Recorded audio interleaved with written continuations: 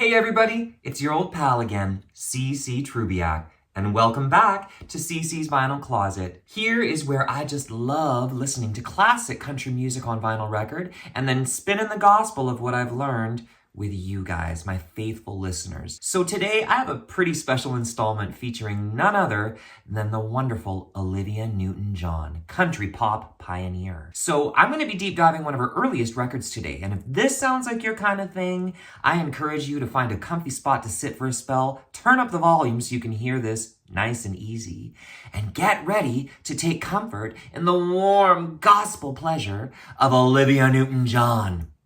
Once upon a time, a little girl who was born in the UK but raised in Australia grew up to capture the hearts of all America by introducing her special brand of folk country pop to the world and thereby emerging as a country pop crossover artist of the ages.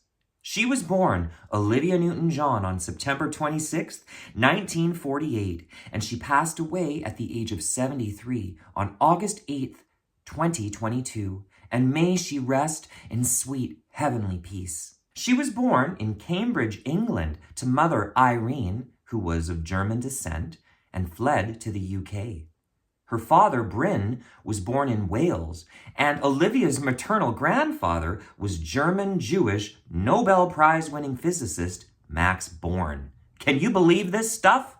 Quite the history for a country girl. But in 1954, when Olivia was 5, her family, including 2 siblings, emigrated to Melbourne, Australia. In youth, Olivia attended grammar school and university, and at age 14, she decided she wanted to follow a career in singing. She formed an all-girl group called The Soul Four and performed locally in coffee lounges. It was in these years that she was encouraged to enter various singing and talent contests, one being organized by Australian rock and roller Johnny O'Keefe. Unsurprisingly, Olivia won that contest and took her prized trip to England, where she teamed up with eventual best friend and singing partner, Pat Farrar, and together they appeared on BBC television.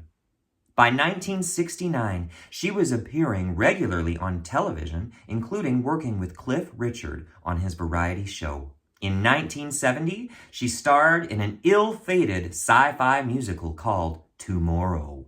And this soundtrack is technically her first major release debut. But she signed an official record deal with Festival and released her debut album, If Not For You, in 1971. And the rest became her history as one of the greatest icons of all time. Needless to say, I've been a lifelong fan of Olivia Newton-John, the artist, and fortunately I've got most of her albums on vinyl record here at CC's Vinyl Closet. She's released 38 plus albums between 1970 to 2023, and personally, some of my favorites are the early folk country pop efforts that brought her to America in 1974. Today, I'm going to be highlighting her third studio album called Let Me Be There, originally released in the UK in November of 1973 on Pi International Records, and then eventually in Australia and the USA and Canada. Take note of this, guys. In the US and Canada, it was released with an alternative track list combining songs from the original release with other tracks from her previous albums, If Not For You and Olivia. I'm focusing on this American release today, and in general, obviously, this is not a traditional country album. It was recorded in England at Abbey Road Studios and produced by former The Shadows members John Farrar and Bruce Welch, respectively, 2 very talented musicians integral to Olivia's early sound and development. These artists combined to create a folky, country pop sound via experimentation, and through the process designed Olivia's breakthrough album and song, Let Me Be There. The 10 tracks on this album follow themes of love and relationships, ranging from up-tempo to ballads. 6 songs are notable for having come directly off of her 1971 debut, If Not For You, and it's essential to pause on these inclusions, for not only are they bright spots on this record, but effectively demonstrate that earthy, sweet-sounding Olivia. She covers 2 Chris Christopherson songs, including Me and Bobby McGee and Help Me Make It Through the Night. These are big highlights. There's the inclusion of John Denver's very own Take Me Home, Country Roads, which is another bright spot with having Olivia sing it. And this wouldn't be the last time that you would find a Denver song on one of her country pop records. And that's great because she does them so beautifully. On the subject of covers, Olivia does a brilliant cover of the traditional ballad Banks of the Ohio, which actually peaked on the charts in Australia. It would be silly not to highlight Olivia's cover of Bob Dylan's If Not For You, which you will find here on this record. Here's what I know now. Dylan originally recorded If Not For You in 1970 and included it on his album New Morning. Later, George Harrison of the Beatles recorded it for his album All Things Must Pass. And as the story goes, John Farrar and Bruce Welch based Olivia's recording of If Not For You on Harrison's version, not Dylan's. And in fact, initially, Olivia wasn't even sold on this as a song for her, but even so, it became her first hit, charting at number 25 in the US of A. Woohoo! It's a great recording, guys. Check it out. If not for you, my sky would fall, rain would gather too. Without your love, I'd be nowhere at all. I'd be lost if not for you. Ooh. If not for you, the winter would hold no spring. You couldn't hear a robin sing. I just wouldn't have a clue. If not for you, if not for you.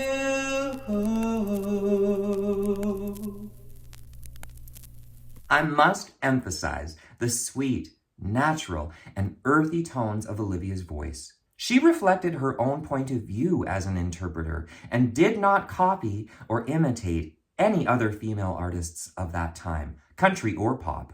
She was truly unique, albeit often disregarded by critics and other traditional country artists as a lightweight, simply because she epitomized the mainstreaming of country music in the early 70s, along with our friends here at CC's Vinyl Closet like John Denver and Anne Murray. She was in good company.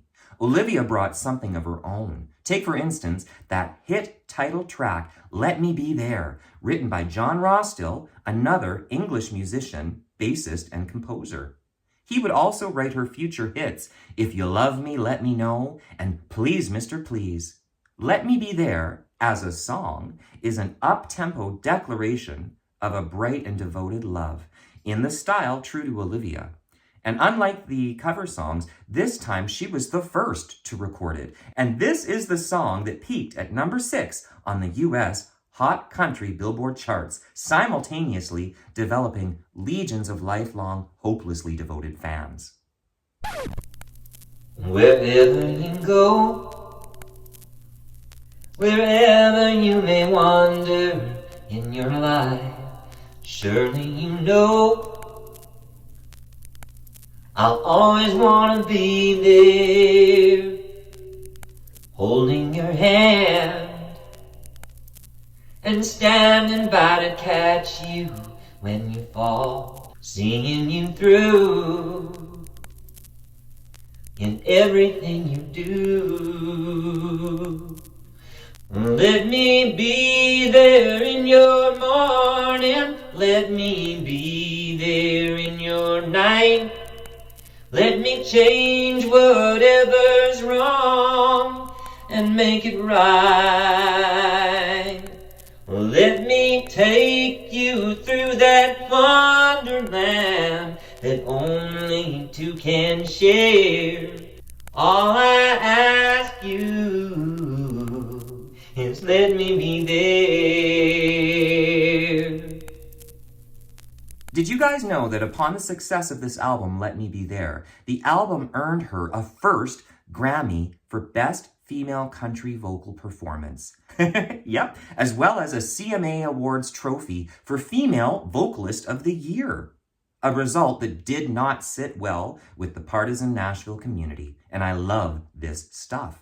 Even more interesting is when Olivia was named Country Music Association Female Vocalist of the Year the following year in 1974, defeating the likes of Canadian Anne Murray and the Nashville-based artists like Loretta Lynn, Dolly Parton, and Tanya Tucker.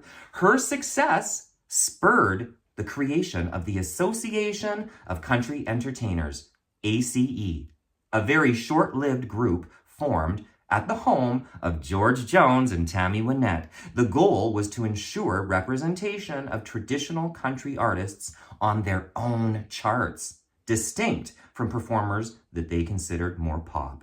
But some country artists, including Dolly Parton's very own sister, Stella Parton, rallied around Olivia Newton-John in this time, and all the controversy eventually fizzled out. Olivia dominated and pioneered country pop music. For any discerning fans of country pop, just listen to Olivia's rendition of the Gordon Lightfoot classic, If You Could Read My Mind, found here on side 2, and just listen to the breathy yet sincere vocals of Olivia as she soothingly sings above guitar provided sweetly by John Farrar, and tell me that you can't take comfort in it. No, John Farrar wasn't a Nashville picker by any means, but the electric guitar backup to this track gives Olivia's version a very country sound in comparison to Lightfoot's folk original, and it shows off her penchant for ballads. If you could read my mind, love, what a tale my thoughts could tell. Just like an old-time movie about a ghost from a wishing well. In a castle dark, or a fortress strong, with chains upon my feet, you know that ghost is me. And I will never be set free, as long as I'm a ghost and you can't see. In the end, folks, I know if you're still watching this, you too know that after Olivia's early country pop pioneering efforts brought her to the United States, she would go on to capture the hearts of millions with her music and film and television legacy. Any previous controversies over exactly where she belonged became irrelevant, as her music is timeless and transcends. I'll go on cherishing these records for years to come. Now, this wraps up today's installment of CC's Vinyl Closet. Thank you so much for tuning in. Please hit that like and subscribe button, and until next week's installment, take care of you and take sweet comfort in the music.